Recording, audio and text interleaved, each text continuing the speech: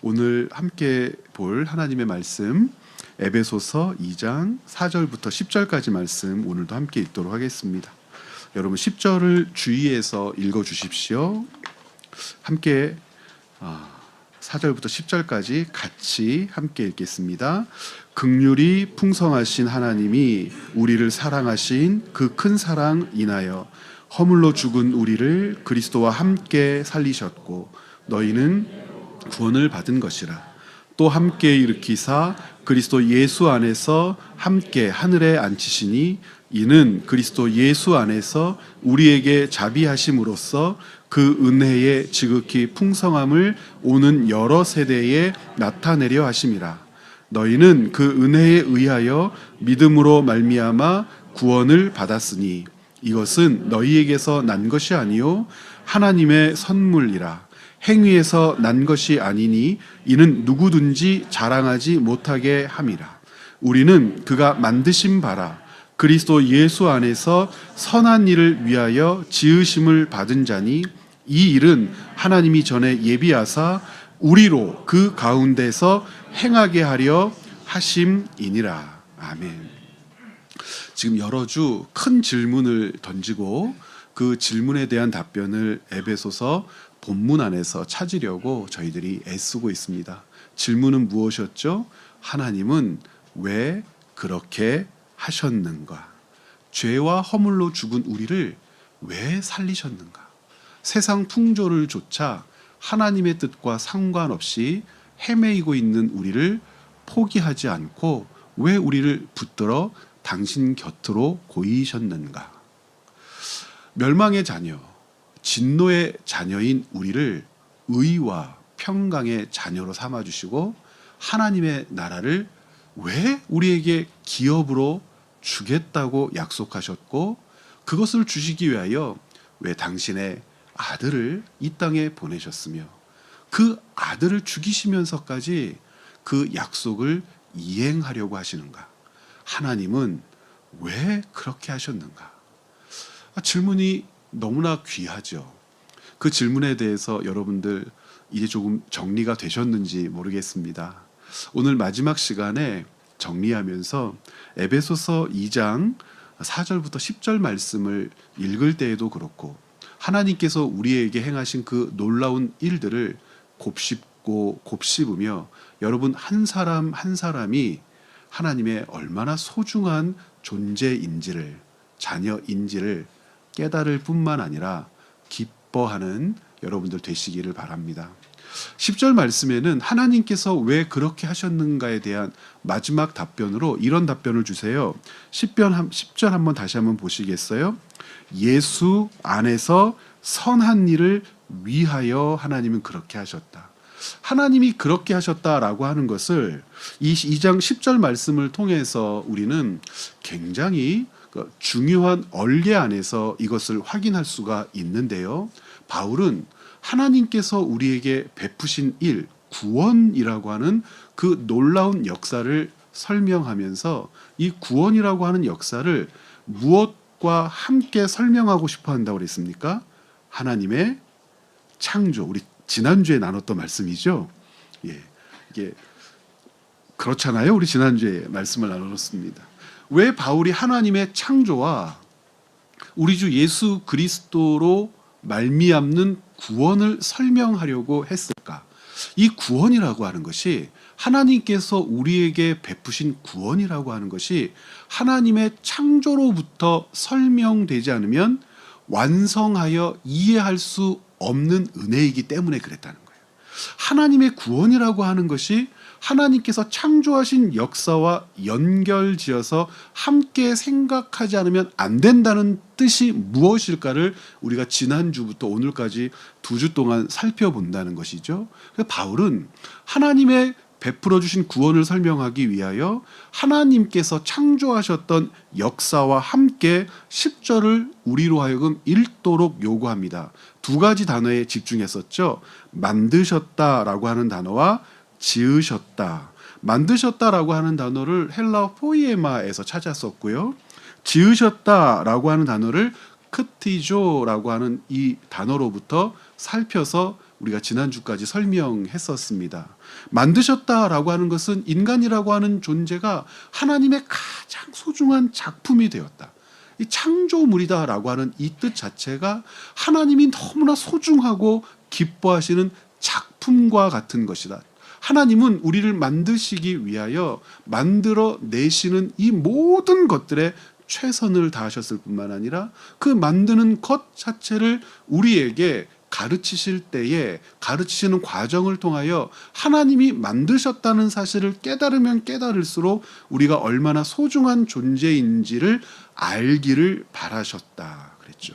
그러면 이 크티조라고 하는 지으셨다라고 하는 것은 어떻게 이해해야 하는가? 우리를 만드셨다면 만든 목적이 있을 거라는 거예요. 우리를 이 땅에 존재케 한 목적이 있었다는 거예요. 그러니까 만드셨다라고 하는 이 개념을 어떤 차원에서 설명하고 싶은 거냐면 이유의 차원, 목적의 차원. 우리를 만드셨다면 이유가 있지.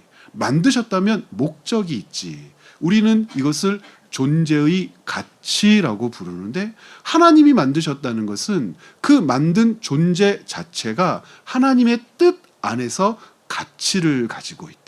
우리를 이렇게 좋은 것으로 최고의 것으로 만드셨고 만드셔서 이 땅에 존재하신 목적이 있는데 무엇을 위하여 그렇게 하셨다고 바울이 이야기하냐면 예수 안에서 선한 일을 하게 하기 위하여. 그럼 이 예수 안에서 선한 일을 하게 하기 위하여라고 하는 이것이 무엇인지 살피는 과정에서 이 페이지로 한번 넘어가 보시죠. 예수 안에서 선한 일을 하게 하기 위하여.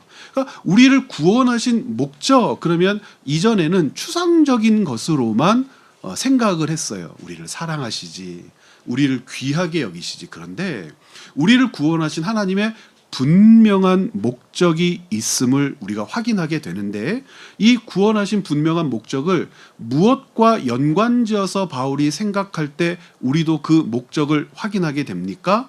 하나님의 창조. 그러면 생각해 봐야죠. 하나님께서 인간을 왜 창조하셨죠?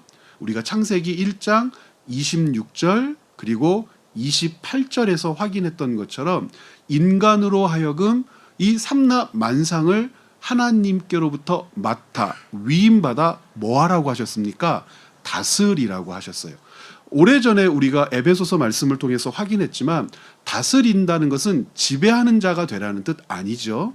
다스리다라고 하는 것과 함께 하나님께서 우리에게 부여하신 것이 뭡니까? 생육하고 번성하고 충만하고 정복하라.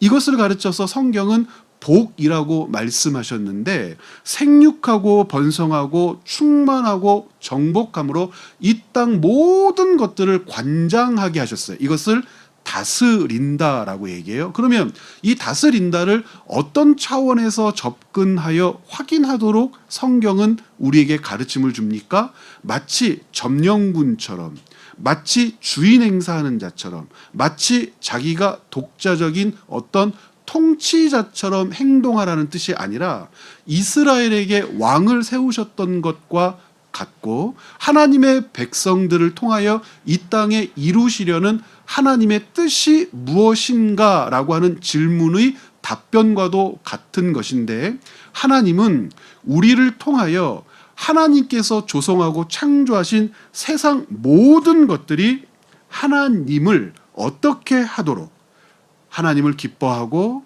하나님을 사랑하고 하나님께 순종하고 하나님을 바라보도록 다스린다라고 하는 이 개념 자체를 하나님께서 우리에게 부여하여 맡기셨을 때에는 하나님이 누구이신지 세상 만물을 통하여 우리에게서 하나님을 그들에게 비추고자 하시는 그것을 우리는 하나님께서 우리에게 부여하신 뜻이라고 믿고 있고 그 뜻이라고 믿을 수밖에 없는 이유는 처음 인간을 창조하여 그에게 맡기신 직무가 그것이기 때문이라고 우리가 확인하게 되는 거죠. 그래서 이 페이지에 보시면 이런 요약을 제가 써놓았습니다. 위에서 세 번째 줄 예수 안에서 선한 일을 위하여 우리를 만드셨고 그리고 지으셨다고 했는데, 만드셨다는 것과 지으셨다는 단어의 용례를 통해서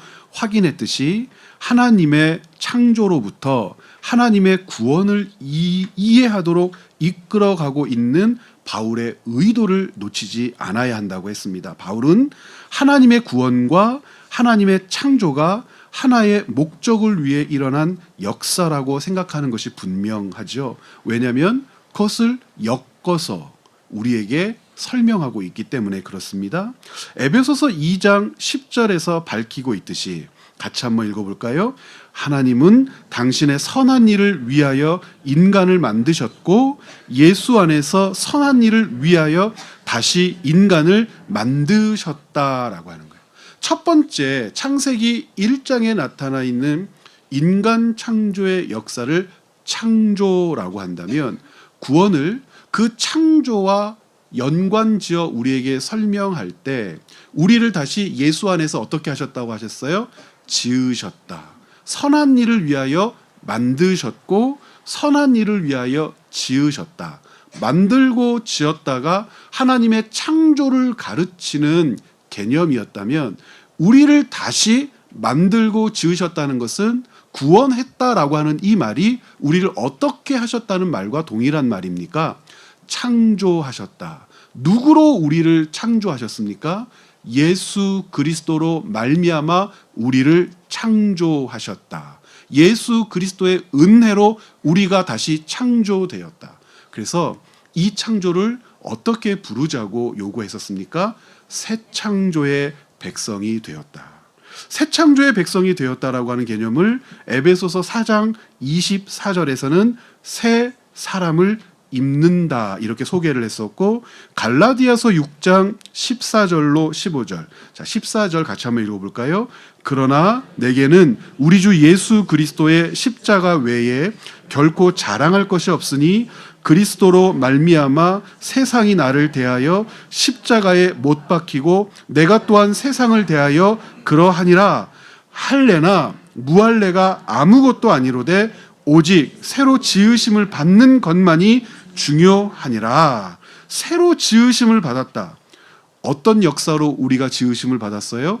예수 그리스도의 십자가 사건으로 우리가 새로 지으심을 받았다. 이렇게 이야기하죠.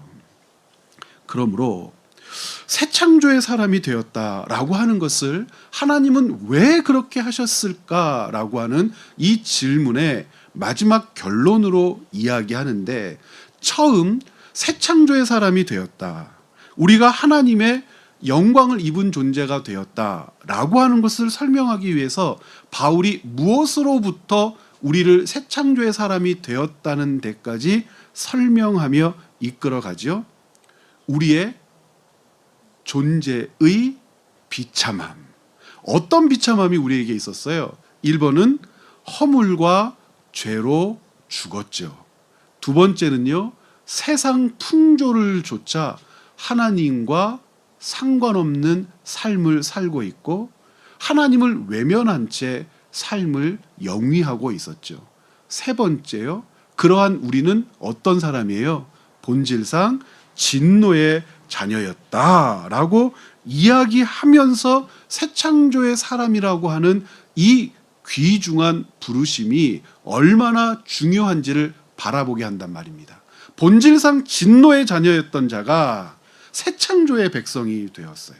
예수 그리스도의 선한 일을 위하여 다시 지음을 받았어요. 이 차이를 사람이 설명할 수 있을까요? 이 차이를 무엇이 극복해낼 수 있을까요? 그래서 우리는 이 가운데 있는 것, 이 차이를 극복해낼 수 있는 것들을 많이 찾아 헤맸는데, 이 차이를 극복해낼 수 있는 것이 세상에 존재했습니까? 철학이 그것을 극복해낼 수 있을까요? 우리가 가지고 있는 윤리와 도덕이 이것을 극복해낼 수 있을까요? 세상의 위정자들의 정치 행위가 본질상 진노의 자녀를 새 창조의 백성으로 바꿀 수 있는 어떤 일을 할 수 있게 할 수 있을까요? 할 수 있게 할 수 없지요. 그러므로 바울은 이 2장 1절과 3절과 2장 10절 사이에서 무엇을 반복해서 얘기해요? 자랑할 수 없는 이유가 바로 그것이지. 너희가 그것을 자랑할 수 없을 뿐만 아니라 그것이 너희로부터 말미암았다고 손톱만큼이 뭡니까? 먼지만큼도 얘기할 수 없지. 왜냐하면 하나님의 은혜, 하나님으로부터 말미암는 선물, 은혜와 선물이라고 하는 말 자체를 축소시켜서 이해하면 단순한 어떤 기프트 같은 거라고 설명하시는 분들이 많은데, 여기서 선물이라고 하는 것은 어떤 의미를 가지고 있습니까? 우리가 그것을 받을 만한 자격이 있거나 그것을 달라고 요청할 만한 요소가 있거나 그것을 받아도 괜찮거나 준비되었거나 그것을 담을 만한 어떤 존재이거나 그것에 해당하는 어떤 일에 관여했거나 그것, 하나님이 우리에게 베풀어 주신 죄사함의 은총과 구원이라고 하는 역사를 우리가 아는 지식이 있거나 어떤 선한 행위도 지식도 어떤 것도 없음에도 불구하고 베풀어 주신 것이라고 하는 뜻이죠. 은혜 혹은 선물이라는 뜻은. 그러면 2장 1절부터 3절에 나와 있는 것과, 즉 본질상 진노의 자녀다, 거꾸로 올라가면 세상 풍조를 좇아 살아가는 자다, 우리는 죄와 허물로 죽었다, 이 모든 것을 극복하게 하는 것, 바꾸는 것, 그리고 용서하게 하는 것, 하나님께서 요구하시는 자리로 나오게 하는 것, 우리로부터 말미암는 그 어떤 요소도 없다는 것을 고백해야, 우리는 아무것도 아니라고 하는 것을 깨달아야 그 빈 그릇 안에 하나님께서 우리에게 채우고자 하시는 것이 무엇인지를 비로소 보게 되더라.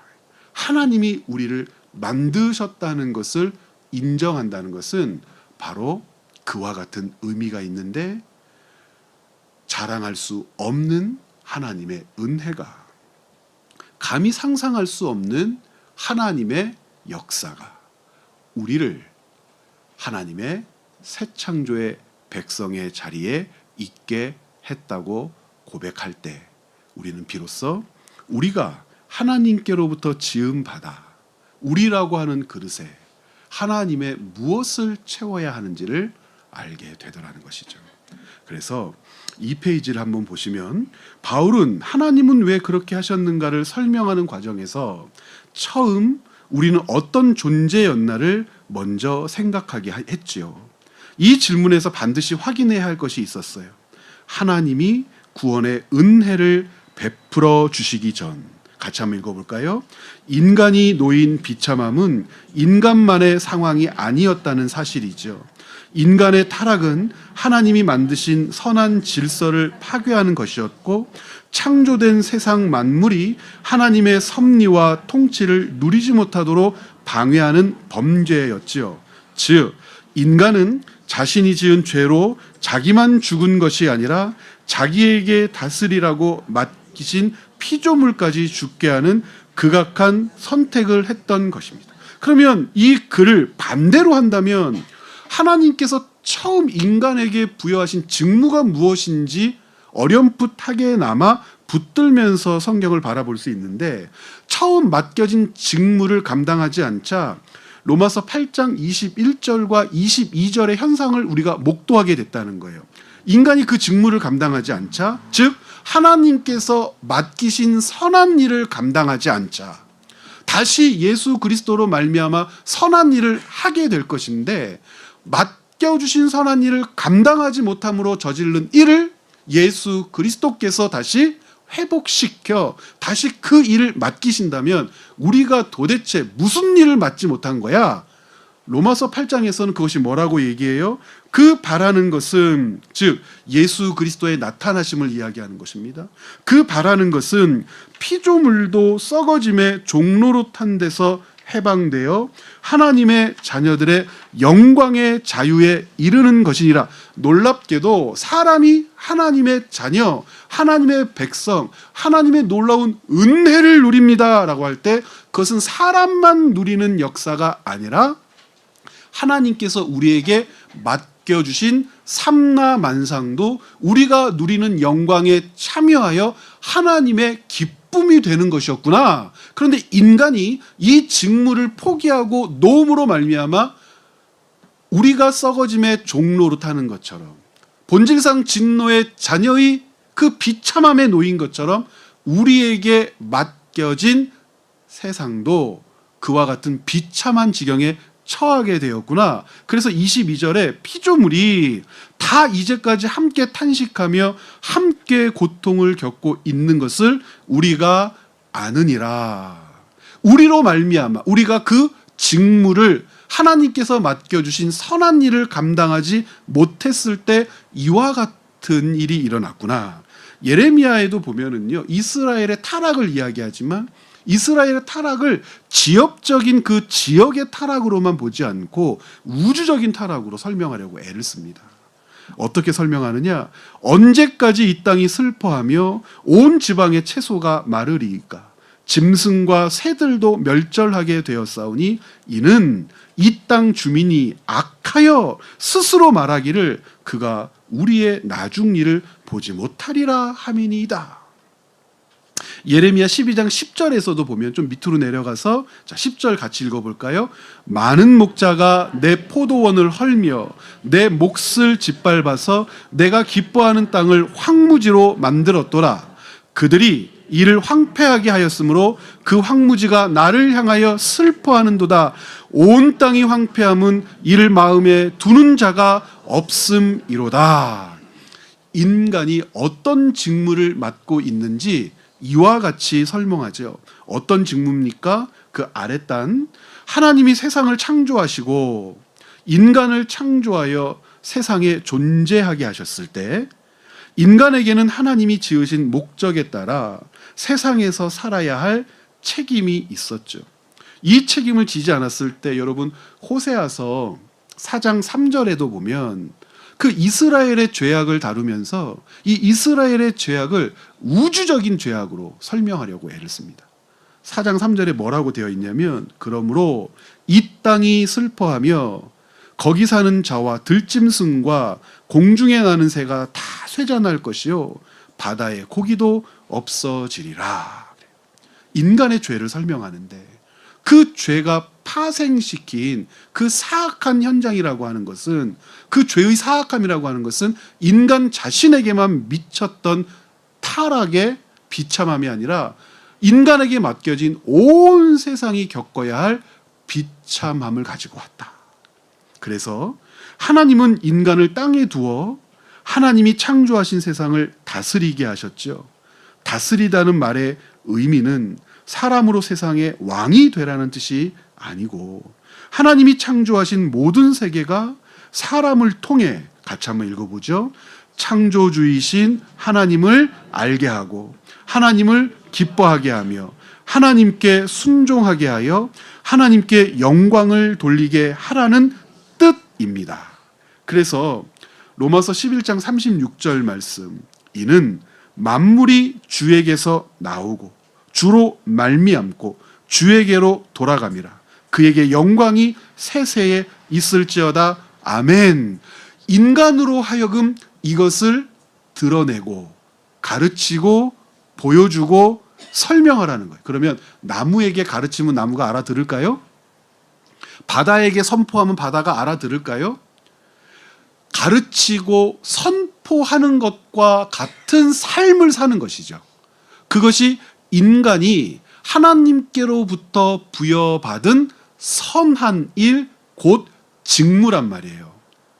하나님이 누구신지에 대하여, 하나님이 어떤 분이신지에 대하여 만물이 인간을 통하여 알게 된다는 것이고, 그 하나님을 기뻐하게 된다는 것이고, 하나님께 순종하게 된다는 것이죠. 그래서 골로새서 1장 16절, 만물이 그에게서 창조되되 하늘과 땅에서 보이는 것들과 보이지 않는 것들과 혹은 왕권들이나 주권들이나 통치자들이나 권세들이나, 이건 다 영적 존재들을 말하는 것인데 혹자들은 천사들의 지위라고도 해석하는 분들이 있습니다. 즉 눈에 보이는 것들이나 눈에 보이지 않는 것들이나 하나님께서 창조하신 사람을 통하여 그들이 어떻게 돼요?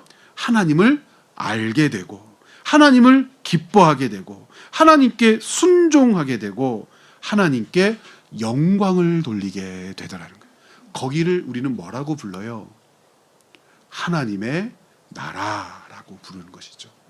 하나님의 나라에서 인간이 맡은 직무가 바로 이토록 소중한 것이며, 인간이 그 직무를 방기했을 때, 인간이 그 직무를 놓아버렸을 때, 인간이 그 직무를 소홀히 여겼을 때, 더 나아가 인간이 그 직무와 상관없는 존재가 되려고 악을 범했을 때, 더 이상 인간이 있는 곳, 인간이 존재하는 것은 하나님의 나라라고 이야기할 수 없게 되었다.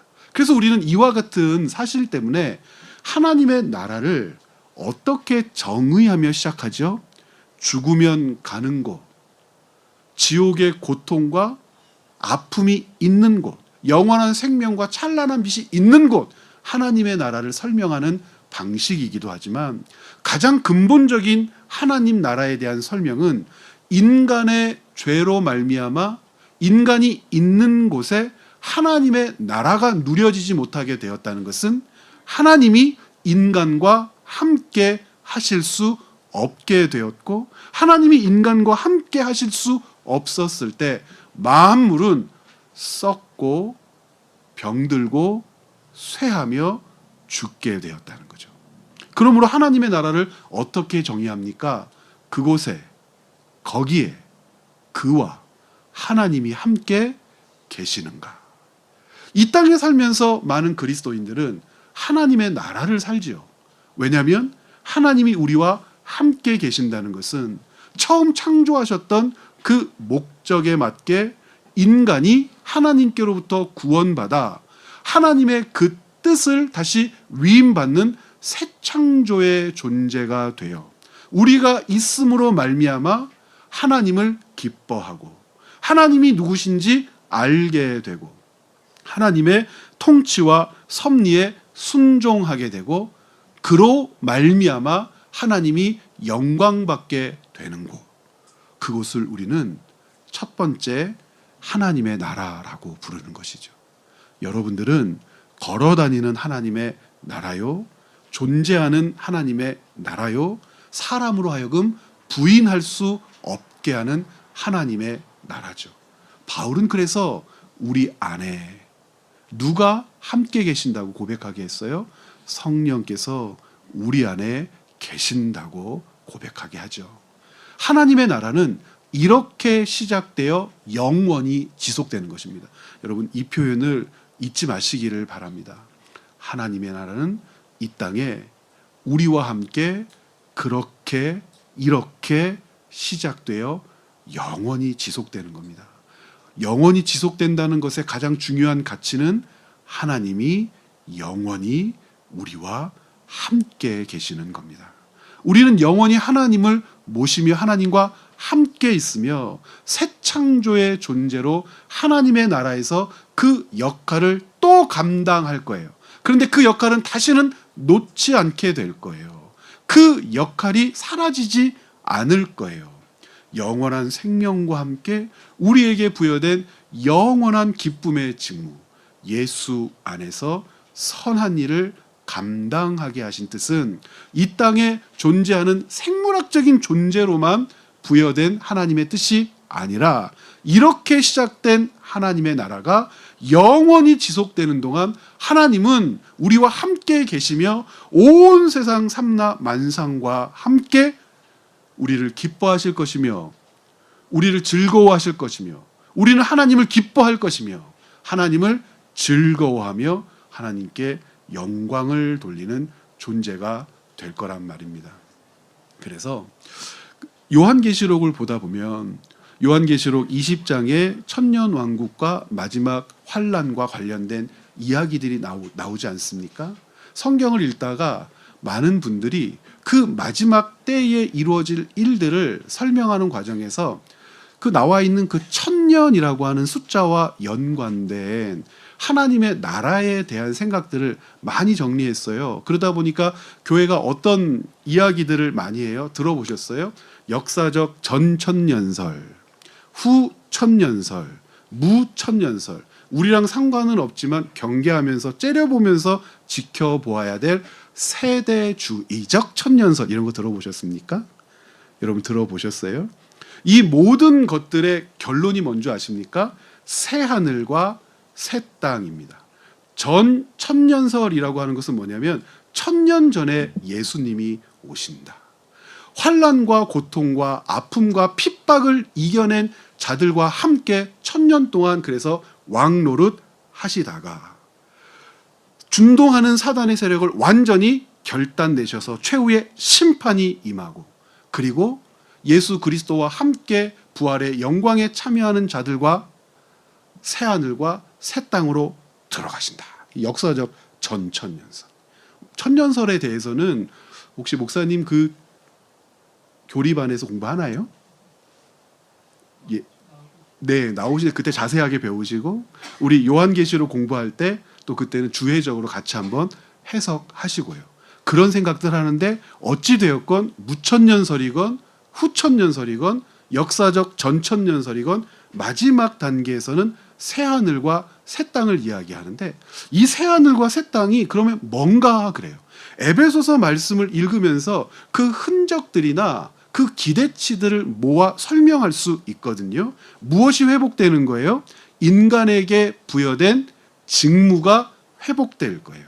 인간에게 부여된 직무 가운데 창세기 1장에서 확인할 수 있었던 것이 무엇이죠? 다스리는 것. 그 다스림이 무엇이었습니까? 생명을 보존하고 생명을 누리며 하나님의 기쁨과 즐거움과 영광을 확인하게 하는 것이 인간에게 부여된 다스림인데, 새하늘과 새 땅에서 인간이 예수 그리스도와 함께 하늘 보좌에 앉아 이 다스림의 권위로 그 땅을 살아가게 된다면 도대체 뭘 다스릴까? 사람들이 고민이 된 거예요. 그래서 새하늘과 새 땅은 이 지구를 새롭게 하신다는 뜻이다. 이 지구를 새롭게 하셔서 이 망가지고 인간의 죄로 말미암아 후패하고 인간의 죄로 막 그냥 매연, 먼지, 온갖 더러운 것으로 더러워진 지구를 완전히 깨끗하게 하셔가지고 이 지구를 새하늘과 새 땅, 인간이 하나님께 받은 직무를 감당해야 될 완전한 공간으로 만드신다. 이거 의견이죠, 의견. 1번 의견. 2번 의견은 이 더러운 지구를 뭐 고쳐서 다시 써. 새하늘과 새 땅은 말 그대로 뉴 아니야? 뉴니까 완전히 새롭게 창조하셔서 구원받은 인간, 구원받았다라고 하는 것은 무엇이 회복된 거예요? 다스림의 권위가 회복된, 만들고 지으셨다는 뜻이 회복된 인간에게 주실 새하늘과 새 땅을 하나님이 어떻게 하실 거다? 새롭게 만드실 거다. 이게 두 번째 의견. 세 번째 의견은 지구도 아니고 새롭게 만드는 게 아니라 우주 어딘가에 있어. 이렇게 많은 별들을 만들어 놓으셨는데 그 많은 별들 가운데 김집사에게는 A 행성, B집사에는 C 행성, D집사에게는 F, 진짜 이렇게 말씀하시는 교수님들이 계셨어요. 핸드릭슨이라고 하는 교수님이 자기 책에다 그렇게 써놨어요. 그래서 행성 가운데 하나씩을 다 나눠주려고 하나님은 끝도 없는 우주를 만드신 거다. 그런데 거기에는 일단 뭐가 없어요? 산소도 없죠, 물도 없죠. 그래서 새하늘과 새 땅이라고 해서 일단 예비적으로 창조한 그 우주의 별들을 싹 다 아름다운 곳으로 만드셔서 하나씩 다스리게 하실 것이다. 여러분, 셋 중에 뭐가 좋아요? 일단 나온 의견은 세 가지입니다. 새로 만드셨으면 좋겠어요. 그래도 옛 것이 좋은 것이야. 지구를 새롭게 하셨으면 좋겠어요. 행성들 중에 하나를 갖다가 하나씩 줬으면 좋겠는데. 세 번째가 좋으십니까? 어떻게 얘기해도 저희는 지금까지는 괜찮아요. 아직 잘 모르니까. 그러나 본질은 같죠. 어떤 본질이 회복된다는 겁니까?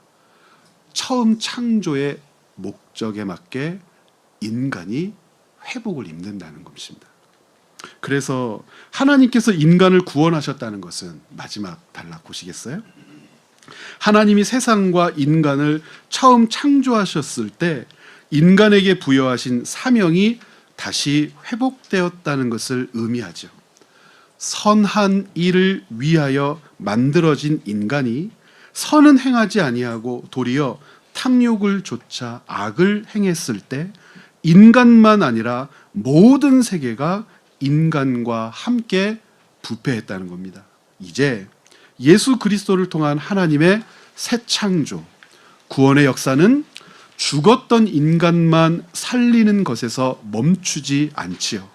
인간에게 맡겼던 다스리는 일, 본래의 의미와 행실을 찾는 것이기에 온 세상 만물이 창조의 질서를 좇아 생명을 누리는 일, 즉 구원의 은총을 맞이하게 되는 것. 우리를 통하여 하나님께서는 이와 같은 놀라운 일 행하기를 바라고 계시죠. 여러분, 지금 우리는 예수 그리스도로 말미암아 새롭게 만들고 지어진 어떤 존재예요? 새 창조의 존재입니다. 새 창조의 존재는 그래서 물도 아껴 쓰는 거죠. 왜냐하면 다스리고 관리하고 그리고 소중하게 여기라고 우리에게 맡기셨음을 아니까. 새 창조의 존재는 그 모든 것들 하나하나를 귀하게 여길 뿐만 아니라 그것들로 하여금 내가 있을 때에 그것들이 하나님을 기뻐하게 하고 하나님을 즐거워하게 하고 하나님께 영광 돌리게 하고 하나님이 내가 있음으로 그것들을 기뻐하며 즐거워하시며 사랑하게 하는 존재가 되는 것.